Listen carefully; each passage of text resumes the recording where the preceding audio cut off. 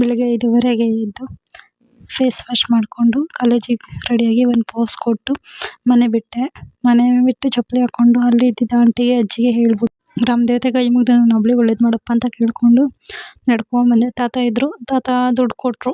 ದುಡ್ಡು ಇಸ್ಕೊಂಡು ಮಾಮೂಲಿ ನಡೀತಾ 4 ಕಿಲೋಮೀಟ್ರ್ ನಡಿಬೇಕಿತ್ತು. ನಡ್ಕೊಂಬರ್ಬೇಕಾದ್ರೆ ಸೂರ್ಯ ಒಂದು ಹಾಯ್ ಹೇಳಿ ಸುಸ್ತಾಯ್ತು ಅಂತ ನಡ್ಕೊಂಬರ್ತಾ ಇರ್ಬೇಕಾಗ್ತೈತೆ. ನಾನು ಅಲ್ಲಿ ಅರ್ಧ ಭಾಗ ಬಂದಿದ್ದೆ. ರೋಡ್ ದಾಟಿ ಅಲ್ಲಿ ಇದ್ದಿದ್ದ ಆಂಜನೇಯನ ಕೈ ಮುಗ್ದು ತಿರ್ಗಾ ನಡೆಯೋಕೆ ಸ್ಟಾರ್ಟ್ ಮಾಡಿದೆ. ಆಮೇಲೆ ಬಸ್ ಸ್ಟ್ಯಾಂಡಿಗೆ ಬಂದೆ. ಬಸ್ ಸ್ಟ್ಯಾಂಡಿಗೆ ಬಂದು ಅಲ್ಲಿ ಕುಂತ್ಕೊಂಡು ನನ್ನ ತಮ್ಮ ಕೊಟ್ಟಿದ್ದ ಡಾರ್ಕ್ ಫ್ಯಾಂಟಸಿ ಬಿಸ್ಕೆಟ್ ಇತ್ತಂತ ಬಿಸ್ಕೆಟ್ ತಿಂದು ಸುತ್ತ ನೋಡ್ಕೊಂಡು ಕುಂತಿದ್ದೆ, ಯಾರೂ ಬಂದಿಲ್ವಲ್ಲ ಅಂತ. ಆಮೇಲೆ ಬ್ಯಾಗಿಂದ ನೀರು ತೆಗ್ದು ನೀರು ಕುಡಿದೆ. ಆಮೇಲೆ ಡ್ರೈವರು ಇವತ್ತು ಗೌರ್ಮೆಂಟ್ ಬಸ್ ಇಲ್ಲ ಅಂತ ಅಂದಿದ್ದಕ್ಕೆ ಸಿವಿಲ್ ಬಸ್ಗೆ ಹತ್ಕೊಂಡು ಅಲ್ಲೇ ನನ್ನ ಫ್ರೆಂಡು ಸೀಟ್ ಹಾಕಿದ್ರು. ಸೀಟಲ್ಲೇ ಕುಂತ್ಕೊಂಡು ಮಾತಾಡಿಕೊಂಡು ಹಂಗೋ ಹಿಂಗೋ ತುಮಕೂರುವರೆಗೂ ಟೈಮ್ ಪಾಸ್ ಆಯಿತು. ಆಮೇಲೆ ಬಸ್ ಸ್ಟ್ಯಾಂಡ್ ಹತ್ರ ಬಂದೆ. ಬಸ್ ಸ್ಟಾಪ್ ಹತ್ರ ನಿಲ್ಲಿಸ್ತಂತ ಇಳ್ಕೊಂಡು ಟಿಫನ್ ತಿಂದಿಲ್ಲ ಅಂತ ಅಂದ್ಬಿಟ್ಟು ಹೋಟೆಲ್ ಹತ್ರ ಹೋದೆ. ಹೋಟೆಲ್ ಹತ್ರ ಹೋಗಿ ಅಣ್ಣನ ಮಾತಾಡಿಸ್ಕೊಂಡು ಅಣ್ಣನ ಹತ್ರ ಟಿಫನ್ ಪ್ಯಾಕ್ ಮಾಡಿಸ್ಕೊಂಡು ಸೀದಾ ಗೌರ್ಮೆಂಟ್ ಬಸ್ ಸ್ಟ್ಯಾಂಡ್ ಕಡೆ ಹೋದೆ.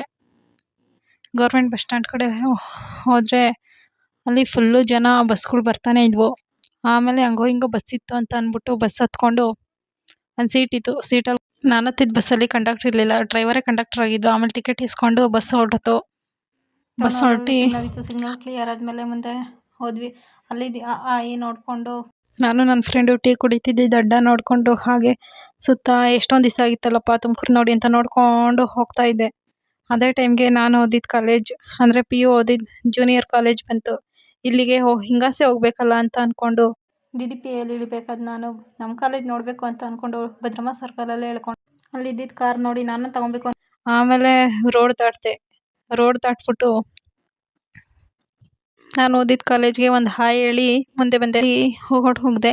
ಅದೇ ಟೈಮಿಗೆ ನಮ್ಮ ಕಾಲೇಜ್ ಪಕ್ಕದ ರೋಡಲ್ಲಿ ಬಂದು ನಮ್ಮ ಕಾಲೇಜ್ ಹತ್ರ ಬಂದೆ. ಇನ್ನೂ ನಡಿಬೇಕಲ್ಲ. ಎಷ್ಟೊಂದು ದಿವಸ ಆದಮೇಲೆ ಕಾಲೇಜಿಗೆ ಬಂದಾಗ ಗೊತ್ತಾಯಿತು ಒಂದು ಹೋಟೆಲ್ ಓಪನ್ ಮಾಡಿದ್ದಾರೆ ಅಂತ. ಸರಿ ಆಯಿತು ಬಿಡು ಅಂತ ಹತ್ರ ಹೋದಂಗೆ ನೋಡಿದ್ರೆ ನೆನ್ನೆ ಹಂಗೆ ಯಾರೂ ಜನ ಇರಲಿಲ್ಲ.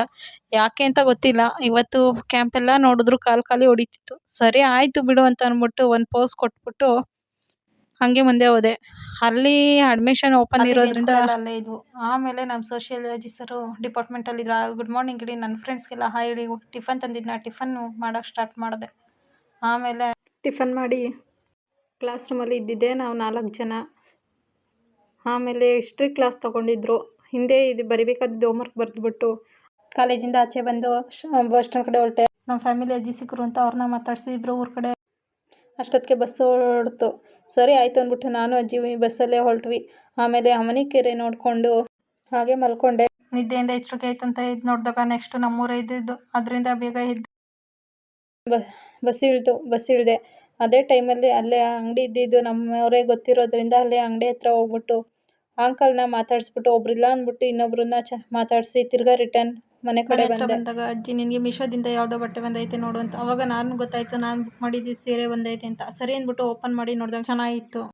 ಸಂಜೆ ಆಯಿತು ಅಂತ ಕಸ ಎಲ್ಲ ಹೊಡೆದೆ. ಫೋನ್ ನೋಡಿದಾಗ ಫೋನಲ್ಲಿ ಚಾರ್ಜರ್ ಇಲ್ಲ. ಆಮೇಲೆ ಕರೆಂಟ್ ಇರಲಿಲ್ಲ. ಪವರ್ ಬ್ಯಾಂಕಲ್ಲಿ ಕರೆಂಟ್ ಚಾರ್ಜರಕ್ಕೆ ಆಮೇಲೆ ಬೇಜಾರಾಗ್ತೈತೆ ಅಂತ ಕೇರಮ್ಮಲ್ಲಿ ಫೋನಲ್ಲೇ ಗೇಮ್ ಆಡೋಕ್ಕೆ ಸ್ಟಾರ್ಟ್ ಮಾಡಿಕೊಂಡೆ. ಸರಿ ಆಯಿತು ಅಂದ್ಬಿಟ್ಟು 1-2 ಮ್ಯಾಚು ಕೇರಮ್ಮು ಗೇಮ್ ಆಡಿಬಿಟ್ಟು ಆಮೇಲೆ ಸುಮ್ಮನೆ ಕುಂತ್ಕೊಂಡಿದ್ದಾಗ ಮ್ಯಾಚು ಹೆಂಗೋ ವಿನ್ ಆಯಿತು. ಆಮೇಲೆ ಗೇಮ್ ಆಡಿ ಕುಂತಿದ್ದೆ. ಅದೇ ಟೈಮ್ಗೆ ನಮ್ಮ ಮನೆ ಪಕ್ಕದ ಮನೆ ಮಗು ಬಂತು. ಅವಳ ಜೊತೆ ಆಟ ಆಡಿದೆ. ಇವತ್ತಿನ ದಿವಸದ ವಿಷಯ ಇಷ್ಟೇ.